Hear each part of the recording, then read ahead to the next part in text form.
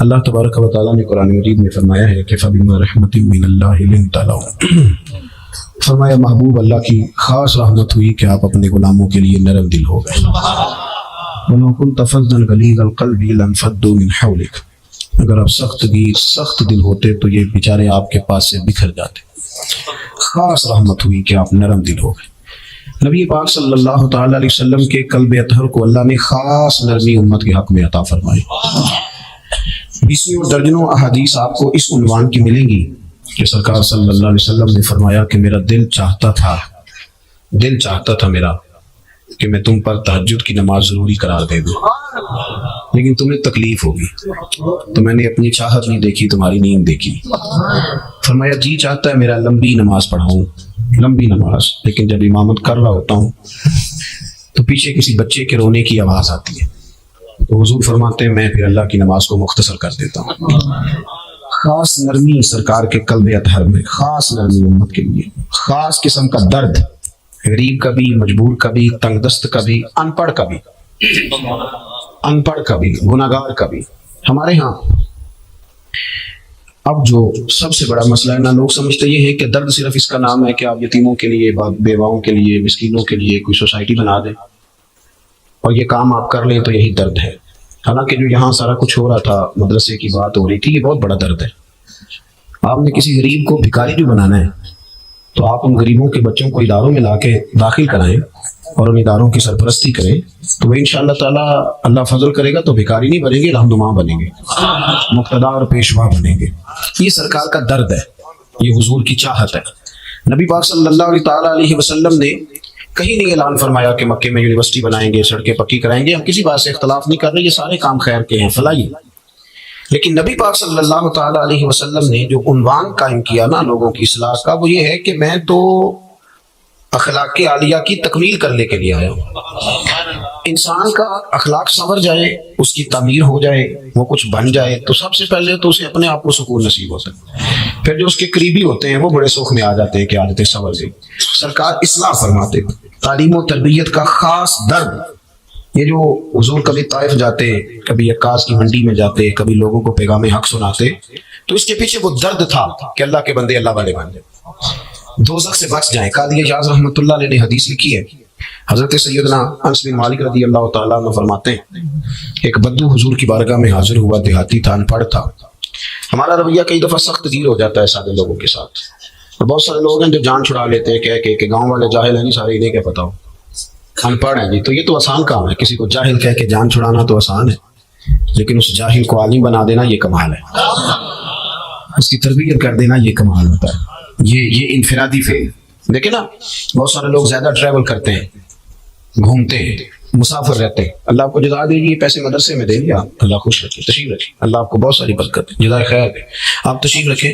میں نے عرض کیا تھا، میں نے جو وعدہ کیا کہ تھوڑی سی بات کرنی ہے میں اس پر قائم ہوں، تو آپ بس سنیں، اللہ آپ کو برکت دے۔ دوستو جو لوگ زیادہ ٹریول کرتے ہیں نا جہازوں میں، ان کو پتہ ہوتا ہے، وہ آگاہ ہوتے ہیں کہ یہ سفر کس طرح کرنا ہے، اس کے کیا لوازمات ہیں، فلائٹ کا کیا سٹیٹس ہے، کس طرح کر کے ہم نے چلنا ہے۔ عادت ہو جاتی ہے نا، جو کام آپ زیادہ کرتے ہیں اس کے آپ عادی ہو جاتے ہیں۔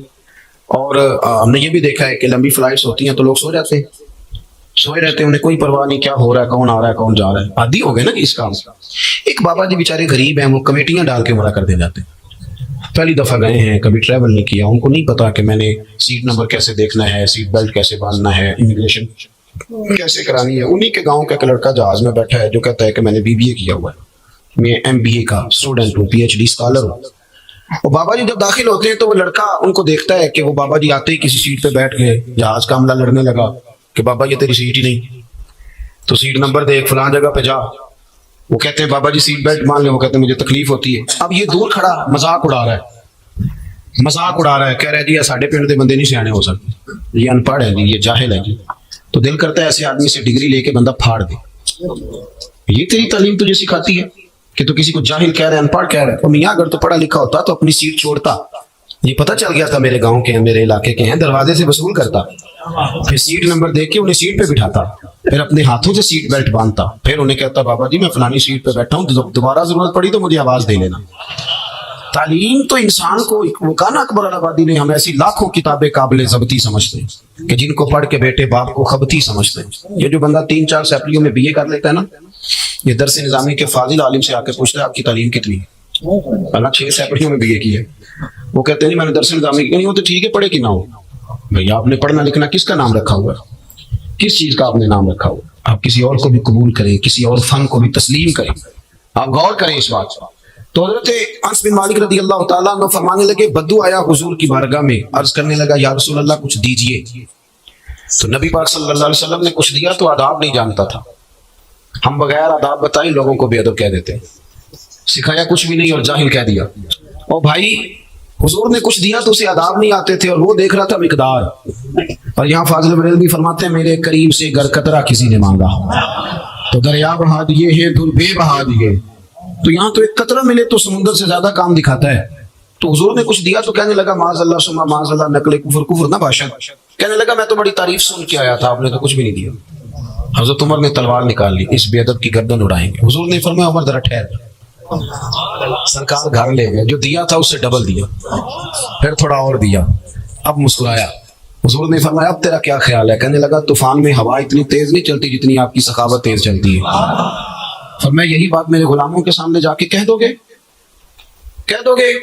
گویا حضور فرمانے لگے جب تم نے کہا تھا نا نہیں دیتے تو ان کے دل ٹوٹ گئے تھے، جب تم کہو گے نا بڑا دیتے ہیں تو ان کے دلوں کو ٹھنڈک نصیب ہو جائے گا.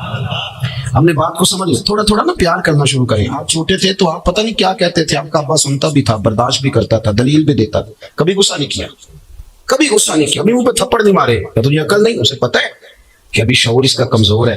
لیکن ہم والد پر غصہ کرتے ہیں، ہم دادا پر غصہ کرتے ہیں، ہم تلخی دکھاتے ہیں. میں نے کئی سیانے بندے دیکھے ہیں، بڑے سمجھدار ہیں، بڑے وفادار ہیں، لیکن اپنی ذات کی حد تک، اپنی ذات کی حد تک. کسی کو عزت دینا، اہمیت دینا، وقار دینا، طنز کریں گے، تنقید کریں گے، یہ کمزور ہونے کی علامت ہوتی ہے. عزت والا تو وہ ہوتا ہے نا جو عزت بانٹتا پھرتا ہے، لوگوں کو دیتا ہے، جو پیار کرتا ہے، جسے محبت کرنی آتی ہے.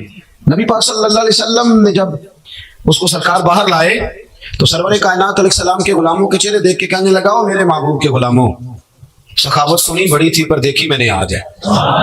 حضور تو بڑا دیتے ہیں. اب حضور نے فرمایا عمر اگر تم اسے پہلے قتل کر دیتے تو یہ دوزخ میں جاتا، اور اب جہاں کھڑا ہے رب اسے جنت عطا کرے گا.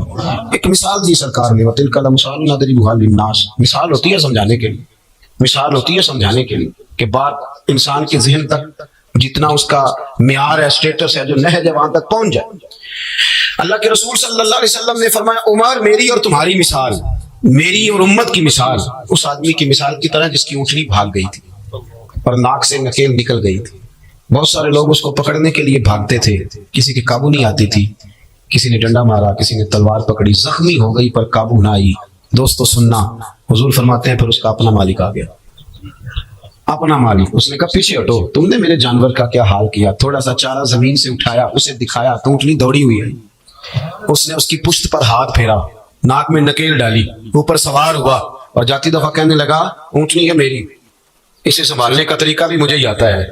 گویا حضور بتا گئے امت ہے میری، تو عمر اسے سنبھالنے کا طریقہ بھی مجھے ہی آتا ہے. مجھے پتا ہے کیسے کر کے ان کے دلوں میں بات اتارنی ہے، کس جگہ پہ جا کے ان کو سنبھالنا ہے، کس طرح کر کے. اعلیٰ حضرت نے کہا نا چور حاکم سے چھپا کرتے یا اس کے سوا تیرے دامن میں چھپے چور انوکھا تیرا، تیرے ہی دامن میں چھپے چور انوکھا. بڑی حکمت سے بڑی. ہمیں ویسے سارا طریقہ آتا ہے. ہمارے استاد فرمایا کرتے تھے کہ لوگوں کو کہنا کہ کسی کو نماز کے لیے لایا کر تو وہ اس کو نماز پڑھنے کی بجائے اس کو کہتے ہیں نہ آنا مسجد کبھی بھی. دور کھڑا ہو بندہ تو اس کو کہتے ہیں پڑھ لے کر کبھی نماز کتنے کر دینی پیسے. تو وہ بھی کہتا ہے کہ تو نے اپنی قبر میں جانا اور میں نے. لیکن وہی شخص جو دین کے لیے اس انداز میں قائل کر رہا ہے، ہوتا ہے نا آج لوگ طنز کرتے ہیں. اور وہ حضرت عمر فاروق کے پاس آ کے ایک شخص نے کہا تھا کہ میں بیان کرنا چاہتا ہوں، تو فرمایا نہ کرنا، تو تقریر کرے گا تو سامنے والوں کو گناہگار سمجھے گا. اس زوم آدمی کو، اس زوم میں آدمی آ جاتا، بڑی مشکل ہوتی. تو بہت سارے لوگ ہم دیکھتے ہیں کہ وہ طنز کر رہے ہوتے ہیں، اس طرح تنقید کر رہے ہوتے ہیں عوام پر. دیکھیں نا وہ ہمارا نقیب آتا ہے، خیر میرا تو تعلق اس خوبصورت جماعت سے ہے جس کا نقیب بھی شہنشاہ نقابت ہوتا ہے. تو شہنشاہ کی پھر مرضی ہوتی ہے، جو مرضی کرے. شہنشاہ نقابت جو ہوا تو کئی دفعہ کہتے تھوڑا مزہ نہیں آیا، تسی سرور والے بندے نہیں. تو دل کرتا ہے کئی دفعہ کہہ دیں کہ یار تو 25,000 لے کے آئے، یہ مفت ہیں سارے بیچارے، اور تو تنقید کر کے گزر رہا ہے. اتنے کمزور لوگ لفظ بولتے ہیں، اس انداز میں لوگ بات کرتے. تو بزرگ فرمایا کرتے تھے کہ یار تم نے کسی سے ادھار پیسے لینے ہو نا، اپنے حق میں قائل کرنا ہو تو تمہیں بڑا طریقہ آتا ہے. ٹیلی فون کرتے ہو، بھائی کدھر ہو؟ وہ کہتا ہے جی میں تو گھر ہوں، حکم کریں. نہیں، وہ فون والی بات نہیں. ملے کہاں ملیں گے، میں کل ملوں گا، وہ کل شام کو وہاں پہنچتے ہیں، پھر منت کرتے ہیں، اس کی کہانی سناتے ہیں کہ بڑا مجبور ہوں، اور اس طرح سناتے ہیں کہ وہ مان ہی جائے، اور پھر وعدہ کرتے ہیں وقت پہ لوٹا دوں گا۔ وہ سارے دلائل جس سے وہ نرم ہو جائے وہ ہم دیتے ہیں۔ اپنے حق میں قائل کرنا ہو تو رنگ اور ہے، اور اگر اللہ رسول کے حق میں قائل کرنا ہو پھر ہماری طبیعتوں کی سختی دیکھنے والی ہے۔ پھر وہ داعیانہ حسن ہی نہیں، وہ اسلوب ہی نہیں، وہ خوبصورتی نہیں، وہ اندر درد ہی نہیں، وہ کیفیات ہی نہیں۔ اپنے اندر لوگوں کے لیے نرمی لائیں، تھوڑا سا پیار کریں، تھوڑا دائیں بائیں دیکھیں۔ آپ یقین کریں کہہ کے نا ایک دوسرے کو غلط، تو ہم اس ماحول پہ لوگوں کو لے آئے ہیں کہ لوگ سمجھتے ہیں ساری دنیا ہی چور ہے۔ ہمارے بچے سمجھتے ہیں شاید ہم اس وطن میں رہتے ہیں جہاں دائیں بائیں لٹیرے بستے ہیں، کوئی بندہ ٹھیک رہا ہی نہیں۔ ہم نے اپنے مزاجوں میں اتنی سختی، سازش، غیبت، اتنا ماحول کڑا کر دیا، آنے والی نسل سمجھے گی پتہ نہیں کہاں پیدا ہو۔ اس طرح نہ کریں، نرم کریں اپنی طبیعتوں کو، اپنے دلوں کو نرم کریں، کسی سے پیار کریں، کچھ ذوق بنائیں، کسی کو سنوارنے کا، کسی کو سجانے کا، اور یاد رکھیں بدلہ لینے سے تکلیف ہوتی ہے، معاف کرنے سے اللہ سکون عطا فرماتا ہے، اللہ سکون دیتا ہے۔ بات سمیٹ رہا ہوں، حضرت مولانا فخر جہاں دہلوی صوفیہ میں بہت بڑا نام ہے، حضرت کا بڑا چرچا ہو گیا تھا، بڑے صاحب بصیرت بزرگ تھے۔ آپ کی یہ کرامت تھی کہ جو بندہ سامنے آ کے کھڑا ہوتا تھا نا، اسے بتانا نہیں پڑتا تھا میرے دل میں کیا، اس کو دیکھتے تھے تو کہتے تھے یا اللہ بے اولاد ہے بیچارہ، دعا کرانے آیا، اس کی مدد فرما۔ اور یہ بھی ساتھ سنیں، حضرت مولانا فخر جہاں دہلوی، میں نے ان کی قبر دیکھی ہے، قبر پہ بھی حضرت مولانا ہی لکھا ہے۔ ویسے آج کل حضرت مولانا پیر نہیں ہوتا، حضرت مولانا ساری زندگی بھی لکھے لکھائے پڑھے پڑھائے، تو حضرت مولانا کو لوگ پیر ماننے کو تیار ہے۔ یہ بھی کلچر بدلے، آپ پیچھے سارے مشائخ دیکھ لیں، یہ اس کو خطاب نہ سمجھا کریں، رٹا رٹایا جملہ نہ سمجھا کریں، یہ واقعی سچ ہے کہ باں علموں جو کرے فقیری وہ کافر مرے دیوانہ۔ واپس آئیں، اس کو سمجھیں آپ، یہ بالکل ایک صوفی کا فتویٰ ہے، حضرت سلطان باہو کا فتویٰ ہے، انہوں نے گمراہ بھی نہیں کہا، سیدھا کافر ہی کہہ دیا، کافر مرے دیوانہ۔ تو مہربانی کر چیزوں کو سمجھیں۔ حضرت مولانا فخر جہاں دہلوی جامع مسجد دلی میں خطبہ دیتے تھے، ہزاروں کا مجمع ہوتا تھا، لوگ اپنی اپنی آرزویں پیش کرتے، حضرت دعائے خیر فرماتے۔ بادشاہ نے کہا یہ مولوی مضبوط ہو گیا تو میرے لیے تو مسئلہ کھڑا کر دے گا۔ ایک سازش رچی، ایک طوائف کو پیسے دیے تو انہیں اداکاری کر دی۔ سوشل میڈیا جب سے آیا مجھے تو بڑی فکر ہے کہ ہمارے بچے ایکٹر ہی نہ بن جائیں، سارے ایکٹر ہی نہ بن جائیں، ہر بندہ کوئی نہ کوئی ادا دکھا رہا ہے، معاذ اللہ، یا صحافی بنے گے یا اداکار بنے گے۔ وہی اور بھی غم ہے زمانے میں محبت کے سوا۔ پہلے وہ کسی کو بزرگ سمجھتا تھا تو کہتا تھا میرے لیے دعا کرنا، اب کہتا میرے ساتھ کھڑے ہو جاؤ، میں نے فوٹو کھینچانی۔ یہ دعا لینے کا مزاج ختم ہو گیا، فوٹو ہی لینی ہے جس نے بھی لینی۔ حضرت مولانا فخر جہاں دہلوی بہت زیادہ شہرت بڑی تو وہ بادشاہ نے کہا کہ اس کو بدنام کرو، اور مخلوق بڑی فنکار ہے۔ ایک شاعر نے کہا تھا کہ یہ تو کعبے کے اندر سے مٹی لے کے بت بنا لیتی، مخلوق تو فنکار ہے اس درجہ کے پل بھر میں، سنگے در کعبہ سے بھی اسنام تراشے، تم کون ہو کیا چیز ہے داغ کبابی، لوگوں نے تو مریم پہ بھی الزام تراشا۔ تو حضرت اس طوائف کو تیار کر لیا، اس نے ساری باتیں رٹ لی۔ حضرت جمعہ پڑھا کے نیچے سیڑھیاں اتر رہے تھے، سینکڑوں لوگ تھے دائیں بائیں۔ جب آپ نیچے تشریف لائے تو وہ بنی سجی سنوری آ گئی، سلام کے فوراً بعد یوں کلام کرنے لگی جیسے بڑی پرانی جاننے والی ہے۔ طبیعت کیسی ہے، کمر کے درد کا کیا حال ہے؟ پھر فوراً کہنے لگی کہ وہ رات آپ آئے تھے تو کوٹے سے کہیں دے گئے، ابھی بازار گئی ہوں، دکاندار نے لیے نہیں، مجبوری نہ ہوتی تو اس وقت کبھی حاضر نہ ہوتی۔ وہ جو دائیں بائیں مرید تھے نا، وہ جو کچے پکے بھی ہوتے ہیں نا مرید، اگر میں کہہ دوں زیادہ کچے ہوتے ہیں تو وہ شک شبے میں پڑ گئے کہ کبھی بابے سے پوچھا ہی نہیں رات کو کہاں ہوتا ہے۔ ہم تو سمجھتے تھے مسلح بات کرتا ہے تو یہ کدھر ہوتا ہے، حضرت کہاں ہوتے ہیں؟ پریشان ہو گئے۔ سچا آدمی کبھی پریشان نہیں ہوتا، کیونکہ سچ دنیا میں آیا ہی نکھرنے کے لیے۔ اگر لوگ گرد اڑائیں بھی تو سچ نکھر جایا کرتا ہے، سچ کی اپنی بڑی قوت ہوتی، اس میں اپنی بڑی طاقت ہوتی۔ حضرت فخر جہاں دہلوی سے کہنے لگے یہ کھوٹے سے کیا آپ دے گئے؟ کوئی پریشانی نہیں، پورا اطمینان، انہیں پتا تھا عزت رب دیتا ہے، کوئی پریشانی نہیں۔ فوراً فرمانے لگے بیٹی، او میری بیٹی، او پیاری بیٹی، تو اس طرح کر کھوٹے سکے دے جا اور اصلی والے لے جا، اور پتر دوبارہ بھی ضرورت پڑے تو آ جانا، فخر جہاں کا دروازہ کھلا ہوا ہی ملے گا۔ ہم تو دشمن کو بھی پاکیزہ سزا دیتے ہیں۔ یہ لفظ کہے اور حضرت تیزی سے سیڑھیاں اتر گئے، چند منٹ سکتے میں رہی، پھر دوڑ کے حضرت کے قدموں میں بیٹھی اور چیخ مار کے روئی، کہنے لگی او دلی کے درویش، تو کس کستوری اور سندل کا بنا ہوا ہے؟ میں تجھے بدنام کرنے آئی، اور میں وہ بی بی جسے کبھی کسی نے بیٹی بہن کے روپ میں پکارا ہی نہیں، دیکھا ہی نہیں، جس نے دیکھا میلی نظروں سے دیکھا، میں تجھے بدنام کرنے آئی تھی اور تو نے مجھے ہی بیٹی بنا لیا. میں نے تو سازش کا حصہ بن کے پیسے وصول کیے اور مجھے بیٹی بنا لیا. یہ لفظ کہے اور پلو اٹھا کے چہرے پہ رکھا، کہنے لگی دلی والوں اب میں تمہیں بتاؤں گی فخر جہاں کی بیٹی کیسی ہوتی ہے. آج کے بعد میرے کوٹھے کو کسی طوائف کا گھر سمجھ کے نہ آنا، میں اسے مسجد بنانے کا اعلان کرتی ہوں. قیامت تک میرے مدینے والے محبوب کے نام کی اذانیں پڑھی جائیں گی. اگر آپ کے لہجے میں تھوڑا سا ٹھہراؤ آئے، تھوڑا سا اگر کوئی شعیب آئے میسر، تھوڑا سا ٹھہراؤ آئے، تھوڑا نہ نرم، آپ یقین کریں ہم تسلیم کرنے کو تیار ہیں. میں اکثر گزارش کرتا ہوں دوستوں سے، میں کہتا ہوں جہالت اس لیے پھیلی کہ ہم نے علماء کے خلاف باقاعدہ پراپوگنڈا کیا، پورا زور لگایا، مذاق اڑایا. میں ان سیاستدانوں کو جانتا ہوں جو مذاق اڑاتے ہیں اپنی نجی محفل میں، علماء کا مذاق اڑایا.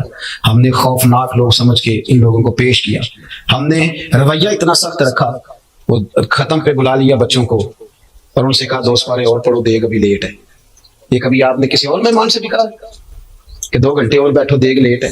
یا کیا کریں؟ ہم لوگوں نے پورا مزاج بنایا تو اس کا نقصان کس کو ہوا؟ اس کا نقصان ملی ہوا، قومی ہوا. تیزی سے جہالت پھیلی، سینکڑوں کی تعداد میں طلاقیں ہوتی ہیں، سینکڑوں کی.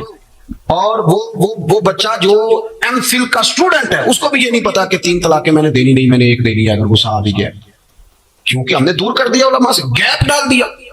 لوگ اس طبقے کو دیکھیں نا، روز بحث ہوتی ہے اسمبلی میں کہ مولوی پروفیسر نہیں بنتے، انجینئر نہیں بنتے، مدرسوں والے ڈاکٹر نہیں بناتے. تو میرا یہ سوال ہے کہ آپ کالجوں میں مولوی کیوں نہیں بناتے؟ یونیورسٹی کے اندر مولوی کیوں نہیں بنتا؟ میری بات کی سمجھ آ رہی ہے؟ یہ باقاعدہ ایک اسپیشلائزیشن ہے. یہ ادارے کے اندر مفتی بننا، تخصص کرنا، حدیث پڑھنا، یہ باقاعدہ ایک اسپیشلائزیشن ہے. آپ نے کبھی یہ کہا ہے کہ میڈیکل کا اسٹوڈنٹ انجینئر بھی بنے؟ وہ ڈاکٹر بن رہے، ایک الگ شعبہ ہے. ہم اس شعبے کو تسلیم کرتے ہیں، علماء جاتے نہیں دوائی لینے ڈاکٹروں کے پاس. ہم اس شعبے کو تسلیم کرتے ہیں، اس سے ٹائم لیتے ہیں، جا کے چیک اپ کراتے ہیں. تو اس ڈاکٹر کو بھی چاہیے نا کہ جب الجھ جائے تو کسی مفتی کے پاس آئے، آگے کا دین اس بارے میں کیا رہنمائی کرتا ہے. لیکن ہم لوگوں نے گیپ ڈال دیا. اپنے دل کو نرم کریں. سوال کرنے سے بچنے کے لیے روزی کمانا، یہ اسلام نے اس کو نہ صرف یہ کہ جائز رکھا بلکہ محمود قرار دیا، اچھا، خوبصورت اور بہترین عمل قرار دیا. لیکن میرے دوستو عزیزو، صرف مال ہی کا ہو کر کے رہ جانا اور زیادہ سے زیادہ مال جمع کرنے کی حرص ہوس میں مبتلا ہو جانا، اس کو اسلام نے بڑا ہی ناپسند کیا. دین نے اس کو انسانی کمزوری بھی قرار دیا اور مسلمان کے لیے ایک بہت بڑی بری خصلت بھی قرار دیا. آپ ویسے بھی دنیا میں بھی جو چیز آپ کی ضرورت ہوتی ہے اس سے بڑھ کر اگر آپ اس کے پیچھے بھاگتے ہیں تو وہ ویسے ہی آپ کے لیے نقصان دہ ہوتی ہے. جس قدر آپ کو کپڑوں کی ضرورت ہے، اگر آپ اتنے کپڑوں کے اندر رہیں گے تو آپ خوبصورت لگیں گے.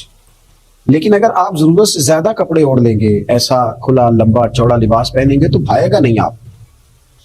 وہ آپ کی شخصیت کو خوبصورت بنانے کی بجائے کمزور کر دے گا اور آپ اچھا لگنے کی بجائے تھوڑے سے اچھے نہیں لگیں گے، برے محسوس ہوں گے اور ایسے لگے گا کہ جیسے آپ نے کچھ ایسی حرکت کی ہے کہ جو سنجیدہ لوگ نہیں کرتے. کھانا آپ کی ضرورت ضرور ہے، کھانا ہماری حاجت ضرور ہے، لیکن اگر ہم ضرورت سے زیادہ کھائیں گے تو بیمار ہو جائیں گے. ضرورت سے زیادہ کھائیں گے تو ہمارے اعصاب کو نقصان پہنچائے گا. کھانا ایک حاجت ضرور ہے، لیکن اس کو اوڑھ لیا جائے، اگر کھانے پینے کا ہر وقت ماحول بنا لیا جائے تو انسان بہت ساری بیماریوں کے شکنجے میں آ جاتا ہے. اسلام کہتا ہے کہ مال تمہاری ضرورت ضرور ہے، اس کو ضرور حاصل کرو، لیکن اگر مقصد ہی مال کو بنا لو گے، اگر تمہارا ذہن ہی یہ بن جائے گا کہ میں نے 2 کے 4، 4 کے 8 اور 8 کے 16 کیسے کرنے ہیں، تو یہ تمہاری روحانی زندگی کو تباہ کر دے گا. تو تم انسان کم اور پیسے جمع کرنے والی مشین زیادہ بن جاؤ گے.